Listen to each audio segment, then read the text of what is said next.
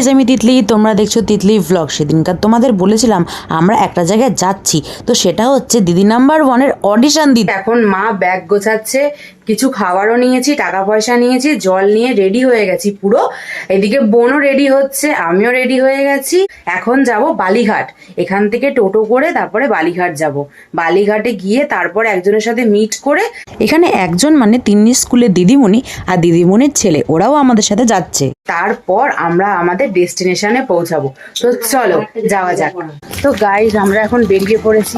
এই দেখো আমার বোনও রেডি হয়ে গেছে, আমরাও রেডি হয়ে গেছি। এই দিদি নাম্বার ওয়ানের অডিশনটা হচ্ছে স্কুলের শিক্ষিকা আর ছাত্রীর মধ্যে, তো এই জন্যই ম্যাম আর তিন্নি এই অডিশনটা দিচ্ছে।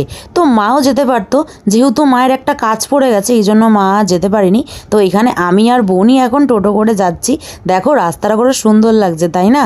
আমরা এখন চলে এসেছি বালিঘাটে, ওদের সাথেও দেখা হয়ে গেছে। আমরা পৌঁছে গেছি বালিঘাটে। বালিঘাটে দাঁড়িয়ে আমাদের কথা হয়েছিল যে বালিঘাট থেকেই আমরা উবের করব, তারপরে একেবারে আমরা ওখানে পৌঁছাবো। কিন্তু বৃষ্টির জন্য উবের পাওয়া যাচ্ছিল না, আর যদিও পাওয়া যাচ্ছিল তাও দামটা অনেক বেশি পড়ছিল। এই জন্য আমরা আগে ডানলপ চলে গেছিলাম, তারপর ওখান থেকে আমরা উবের ধরে তারপর আমরা গেছিলাম।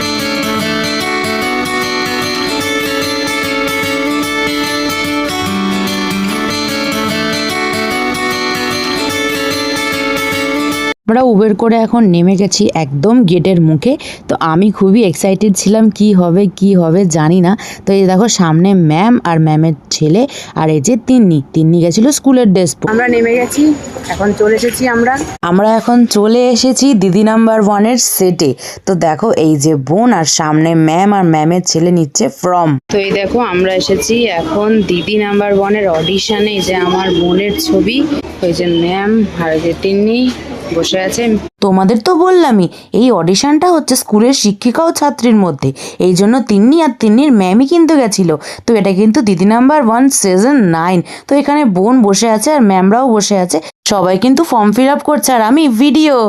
আমরা এসেছিলাম দিদি নাম্বার ওয়ান অডিশনে। এদিকে তিন্নি স্কুলের ম্যাম এসেছিল অডিশন দিতে। আর এটা জুটি হচ্ছে যে স্কুলের ম্যাম আর তার হ্যাঁ স্টুডেন্টের ইয়েতে জুটি হচ্ছে। তো এখানেই ওরা এসেছিল, এখন অডিশন হলো, জানি না এরপর কি হবে। খুবই ভালো হয়েছে অডিশনটা। হ্যাঁ, আমি আসার সময় বাইরে পরে আসলাম। ওখানে অনেক কিছু জিজ্ঞেস করে যে ম্যাম কিরকম পড়ানো হয়, অনেক কিছু জিজ্ঞেস করে, তাই না? হ্যাঁ, তুমি এখানে কেন এসছো দিদি নাম্বার ওয়ানে? আমি কেন বললাম আমার ছোটবেলায় খুবই আসার ইচ্ছা ছিল এই দিদি নাম্বার ওয়ানে, মানে আমার এটা আমার ড্রিম আর কি।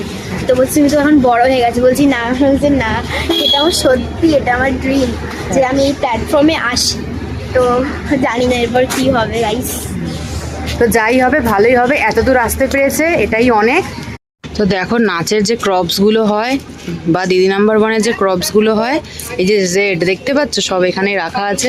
এই যে কত ক্রপস, এখানে শুধু দিদি নাম্বার ওয়ান না, এখানে রান্নাঘর, তারপর ডান্স বাংলা ডান্সেরও শুটিং হয়। এখানে অনেক বড় এলাকা, খুব ভালো জায়গাটাই। প্রথম এলাম, প্রথম এক্সপিরিয়েন্স, আর খুব ভালোভাবে এই এক্সপিরিয়েন্সটা নিলাম। তো দেখো কত সুন্দর জায়গা, এখানে কত ক্রপস, কি সুন্দর দেখো জায়গাটা। তোমাদের তো দেখালামই এত প্রক্স, কি বলবো।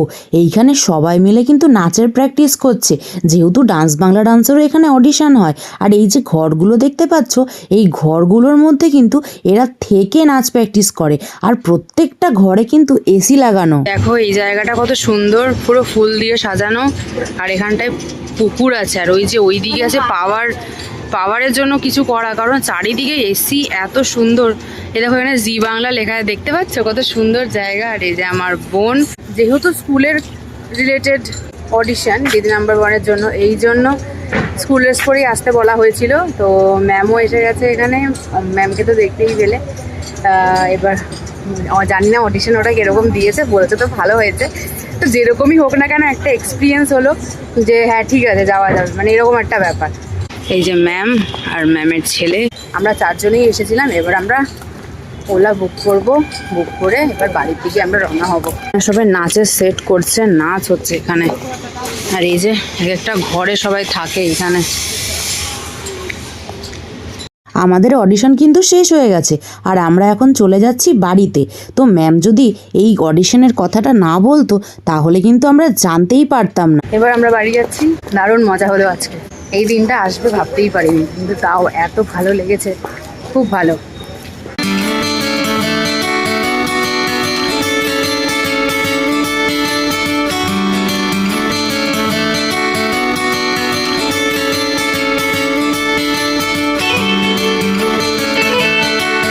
আমাদের কিন্তু অডিশন কমপ্লিট হয়ে গেছে, এই জন্য আমরা চলে যাচ্ছি এখন উবের করে বাড়ির দিকে। এই দেখো এটা কিন্তু ম্যাম।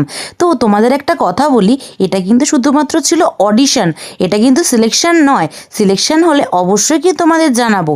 তো এই দেখো এটা কিন্তু বালি ব্রিজ, আমরা প্রায় চলেই এসেছি বাড়ির দিকে। তো আমরা নেমে গেছি, নেমে এখন আমরা খাচ্ছি ফুচকা, তাই তো তিনি?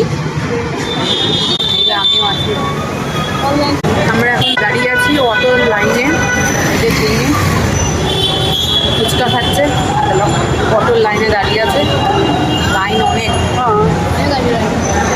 অনেক লাইন আছে। 4-5 জন ওর লাগবে মনে হয়। হ্যাঁ, অনেক অনেক লাইন আছে। ওই মাঠে একটা টোটো এসেছে, তো দেখি কতক্ষণে পৌঁছাতে পারি। বালিঘাটে আছি এখন, বালিঘাট থেকে পিজি স্ট্রিট যাবো, ওই ওটারই অটোতে দাঁড়িয়ে আছি এখন। বোন এখন লাইনে দাঁড়িয়ে ঘুগনি খাচ্ছে। গরম। তাড়াতাড়ি খা, অটো চলে আসবে। গরমটা নিয়ে এসছে, বললাম নিস না, তারপরেও নিয়ে এসছে। খুবই দারুণ খেতে।